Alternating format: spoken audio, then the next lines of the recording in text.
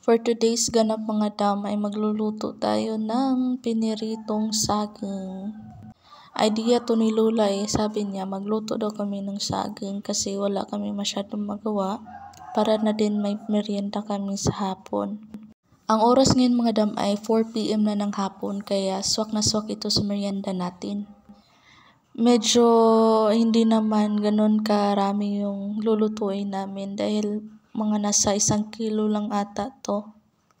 Sinabi ng lola ko sa akin na ako na daw yung magbalat ng saging kasi siya yung mag-prepare ng yung kalaha, yung oil kung saan ipiprito tong saging na to. Yung weather po natin ngayon ay maulan, mainit, yung pabigla-bigla ba. Tas sinabi ng lola ko na nagsampay siya ng damit. Sinabi ko na ang lakas na ng ulan doon sa malayo, paparating na. Kaya yun, nagdali-dali siya na kunin yung nilabahan niya ba. Tas pagka ilang minuto lang, uminit na naman. Kaya yun, siya, nagyaw-yaw siya ba. Anong Tagalog ng siya, parang medyo nainis siya sa init kasi on and off. Ayan na, natapos ko na yung saging. Pinahiwa niya sa akin ng 2 para madali siyang maluto. Siya yung nagsindi ng ilaw. Ilaw ba? Ayan. Ang ginamit niyang oil dyan is yung sa pork oil ba. Yun yung nilagay niya. Pag yung lola ko hindi makamove on doon sa init, pabalik-balik talaga niyang sasabihin yan. Madami siyang labahan, hindi natutuyo dahil sa ulan. May bagyo kasi, kaya ganun yung weather natin ngayon. Bagyong Krising ata yun. Grabe, ang daming baha doon sa mga lugar na madaling bahain. Ayan. Nalagyan ko daw ng 1 kutsarang asukal. Hindi ko naman matansya, kaya yan, ginamitan ko na ng kutsara. Aesthetic tong lutuan ni Lola Aesthetic na aesthetic, parang ilang dekada nang nakalipas. Nasunog kasi ito dati, kaya yan, hindi na naayos pagkatapos. Ewan ko ba kung bakit hindi nila pinayos. Siguro gusto nilang gamitin muna lahat-lahat bago nila sirain.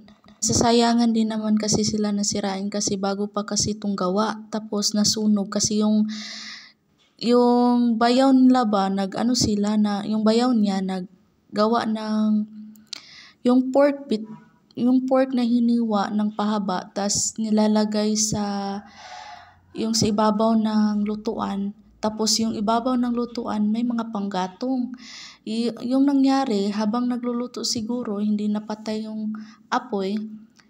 Yung pagtulo ng oil ng pork na binitay nila para sigurong lumiyab or kaya ayun, nasunog yung lutuan nila.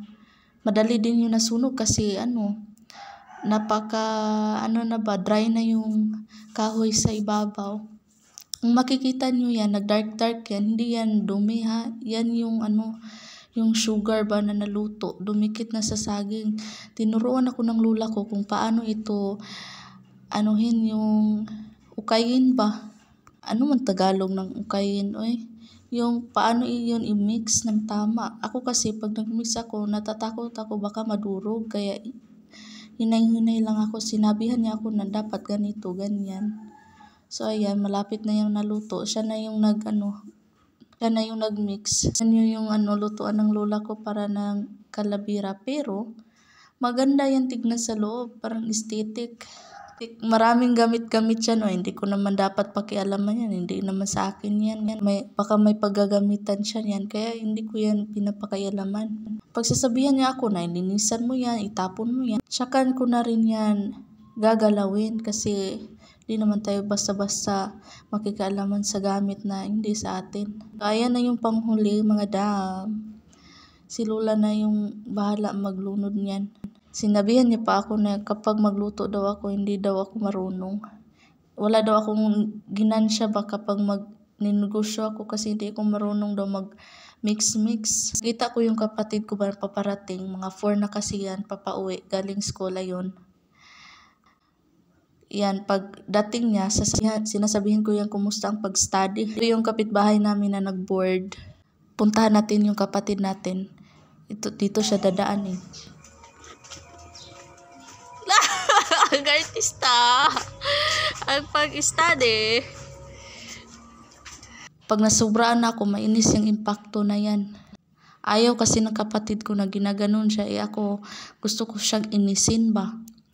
Ayan o, dito ng lula ko. Nilagay niya na pala yung last na saging. Tapos, sinabihan niya ako na may oil pa na natira. Kaya, nagkuha siya ng saging na hilaw. Yung kanina, pinirito namin, hinog kasi yun. At saka ito yung saging na binigay ko sa kanya. Bagong kuha lang na saging to kasi may saging sa garden namin.